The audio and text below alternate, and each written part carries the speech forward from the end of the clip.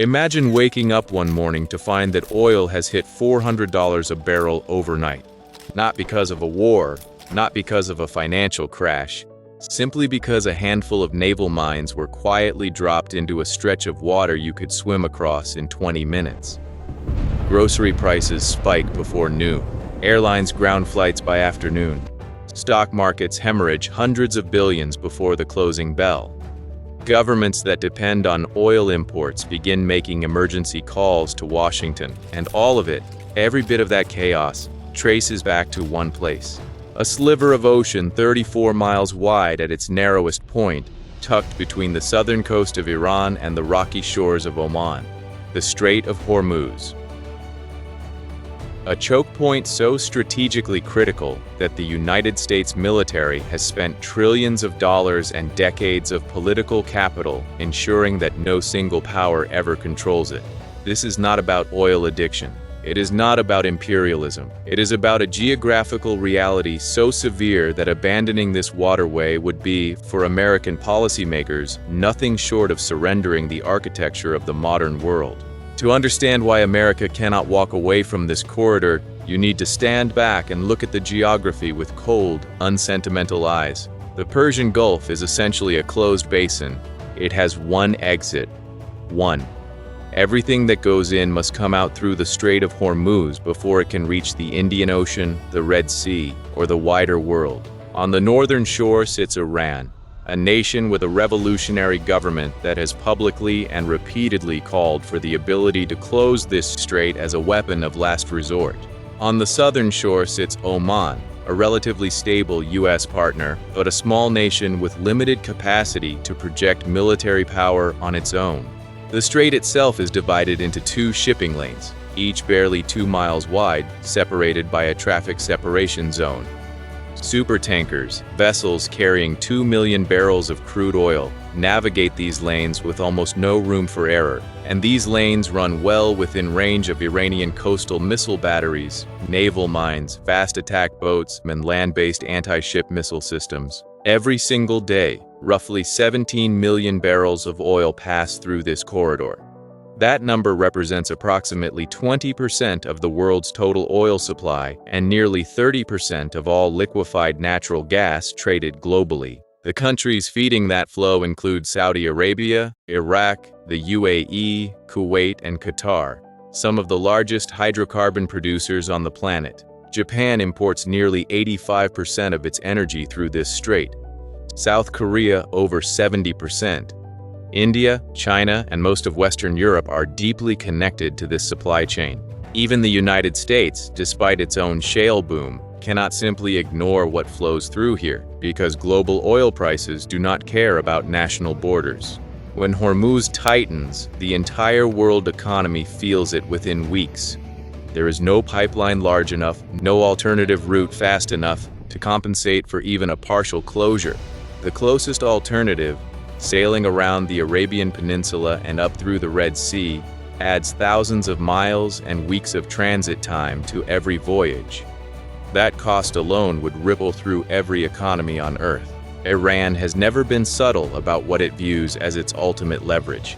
Since the Islamic Revolution of 1979, Iranian military doctrine has incorporated the strait as a strategic asset, something to be threatened, demonstrated, and occasionally tested, but never actually closed unless the regime's survival demanded it. The IRGC Navy, which is separate from Iran's conventional naval forces and answers directly to the supreme leader, has spent 4 decades preparing for exactly one scenario: denying the United States and its allies the ability to use this waterway freely. They have invested heavily in fast attack craft, small, agile boats capable of swarming a larger vessel before it can mount an effective defense. They have stockpiled thousands of naval mines, including sophisticated bottom-laid mines nearly impossible to detect with standard minesweeping equipment. They have deployed shore-based anti-ship missiles, including the Chinese-supplied C-802, and domestically produced variants with ranges exceeding 170 kilometers. And they have positioned submarine assets, aging but still operationally relevant, capable of operating in the shallow, cluttered waters of the Gulf, where American nuclear submarines lose many of their traditional advantages. History is not silent on what Iranian pressure in this region can look like in practice. During the tanker war of the 1980s, a largely forgotten chapter of the Iran-Iraq War, Iran and Iraq systematically attacked commercial shipping in the Persian Gulf in an attempt to strangle each other's oil revenues. Over 500 ships were attacked across that period. Oil tankers were struck by missiles, struck by mines, struck by aircraft. Sailors died. Insurance rates for vessels entering the Gulf skyrocketed to levels that made some voyages commercially unviable. It was during this crisis that the United States made a fateful decision. It would reflag Kuwaiti oil tankers under the American flag and escort them through the strait under U.S. Navy protection. Operation Earnest Will, launched in 1987, was the largest American naval convoy operation since World War II. It worked. Iran, after some confrontation and one significant naval clash known as Operation Praying Mantis, in which the U.S. Navy destroyed nearly half of Iran's operational fleet in a single day, backed down. That episode established something that has never been formally revoked: the American commitment to keeping the Strait of Hormuz open, by force if necessary. Fast forward to the present, and the architecture of American power in the region is staggering in its scale and deliberate in its placement. The U.S. Fifth Fleet is permanently based in Bahrain, just across the Gulf from Iran. Combined Maritime Forces, a coalition of nearly 40 nations, operates under American command and conducts continuous patrols throughout the Arabian Sea and Persian Gulf.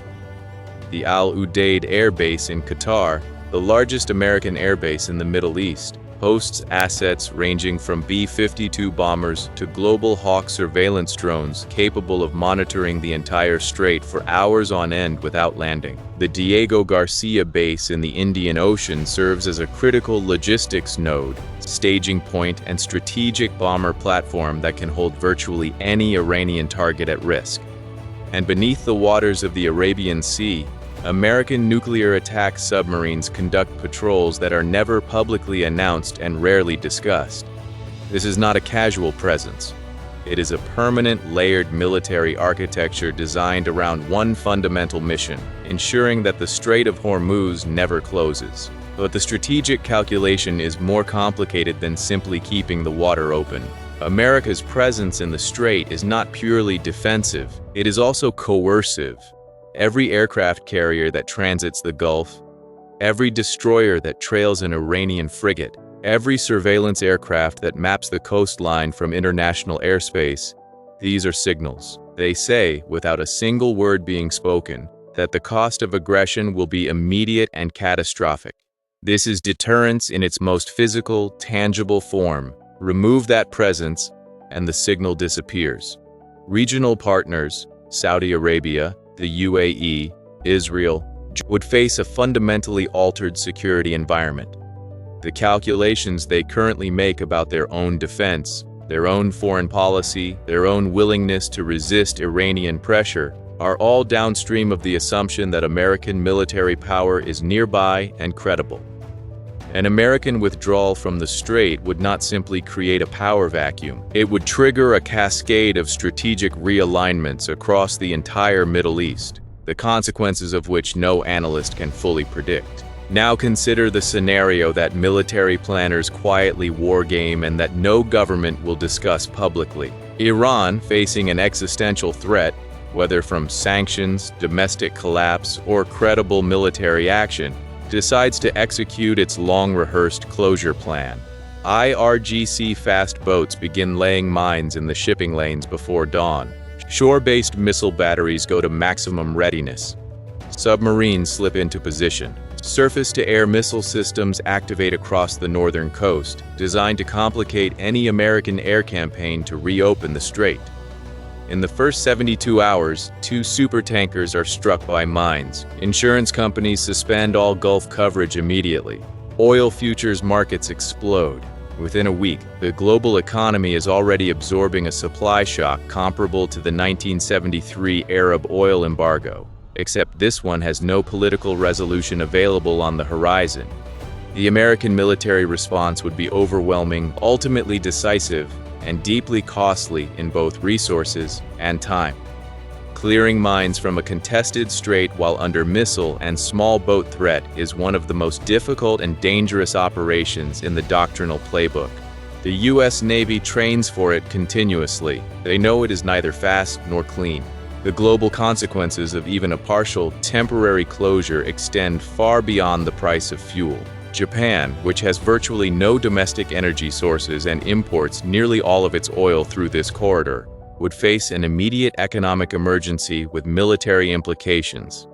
South Korea's export-driven economy, built on industries that consume enormous amounts of energy, would seize up within weeks. China, now the world's largest crude importer and deeply dependent on Gulf oil, would face an impossible choice between accepting the disruption and making a geopolitical move to protect its own supply lines, a move that would bring it into direct tension with the United States in a theater where American military positioning is already established. The European nations that have spent years building liquefied natural gas infrastructure to reduce dependence on Russian pipelines would suddenly discover that their alternative supplier base is concentrated in exactly the region now in crisis. Every interconnected strand of the global economy runs through this 34-mile ribbon of water, which is precisely why no serious American strategist, regardless of party, regardless of ideology, has ever produced a credible plan for simply stepping away. There is a deeper truth underneath all the strategy, all the doctrine, all the carrier groups and missile batteries and classified war plans. The Strait of Hormuz is not simply a military problem. It is a mirror. It reflects everything unresolved about the modern world. The tension between sovereignty and interdependence, between national interest and global stability, between the immense fragility of the systems we have built and our reluctance to honestly acknowledge that fragility. America did not choose this responsibility out of pure generosity or blind self-interest. It inherited it from the collapsing British Empire after World War II, accepted it because the alternative, Soviet domination of Persian Gulf oil, was genuinely unthinkable, and has maintained it because no credible alternative guarantor has ever emerged. The European Union lacks the military capacity. China has the ambition but not yet the trusted relationships with Gulf states. The Gulf states themselves lack the collective will and capability to defend the strait on their own terms. And so the United States remains.